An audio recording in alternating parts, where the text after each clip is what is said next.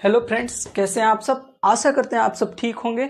आइए हम लोग फिर से एक और टॉपिक लेकर आए हैं जो आने वाले सीजीएल एग्ज़ाम हो रहे हैं, सीएचएसएल एग्ज़ाम और आने वाले एमटीएस एग्ज़ाम के लिए मोस्ट इम्पॉर्टेंट टॉपिक है। क्या है? केस है। केस क्या बताता है? नाउन या प्रोनाउन, नाउन या प्रोनाउन, नाउन या प्रोनाउन का रिलेशन किसी भी सेंटेंस में रिलेशन अदर वर्ड के साथ कैसे है उसको बताता है। इसी केस में केस तीन तरह के होते हैं। एक होते हैं सब्जेक्टिव केस जिसको नॉमिनेटिव केस भी बोलते हैं, दूसरे होते हैं पोसेसिव केस और तीसरा होता है ऑब्जेक्टिव केस। क्या होता है? Objective case. तो आज हम लोग इस पोसेसिव केस यानी संबंध जो बताता है, क्या बताता है? संबंध। क्या बताता है? संबंध। इसके बारे में हम लोग पढ़ेंगे कि पोसेसिव केस कब आता है, कहाँ आता है, किस तरह से इसका यूज किया जाता है। पोसेसिव केस के बारे में देखते हैं। पोसेसिव केस मुख्यतः दो तरह से पोसेशन दर्शाया जाता है। सेंटेंस में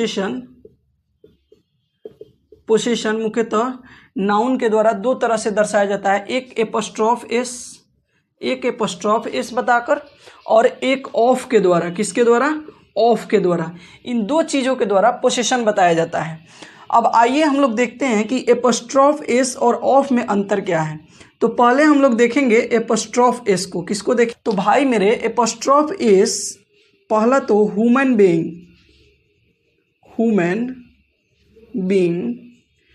बीइंग यानी मनुष्य के लिए। ह्यूमन बीइंग हो गया, जैसे एनिमल्स हो गए,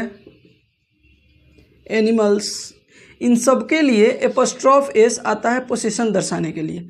क्या आता है? एपोस्ट्रोफ एस आता है पोजीशन दर्शाने के लिए।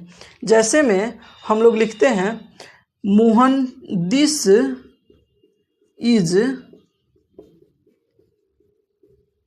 मोहन्स पेन।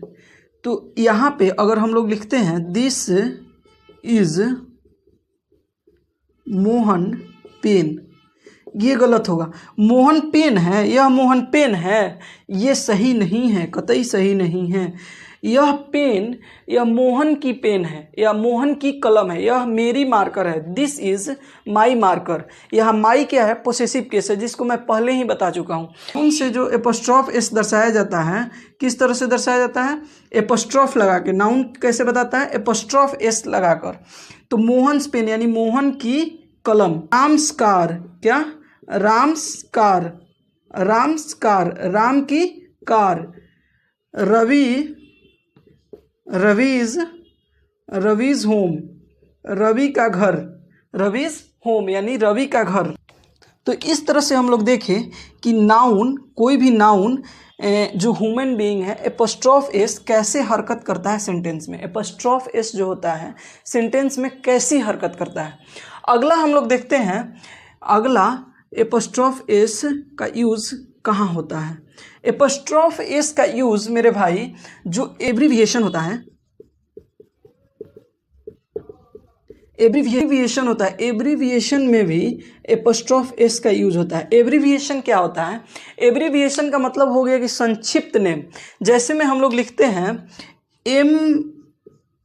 MLA, जिसका फुल फॉर्म होता है मेंबर ऑफ लेजिस्लेटिव असेंबली। तो हम लोग एपोस्ट्रोफ एस से ही बनाएंगे MLA एपोस्ट्रोफ एस। तो ऐसे अगर लिखना है MLA का घर, तो क्या लिखेंगे हम लोग? MLA apostrophe S, MLA's house. तो एब्रीविएशन जो होता है उसमें भी एपोस्ट्रोफ एस का यूज किया जाता है।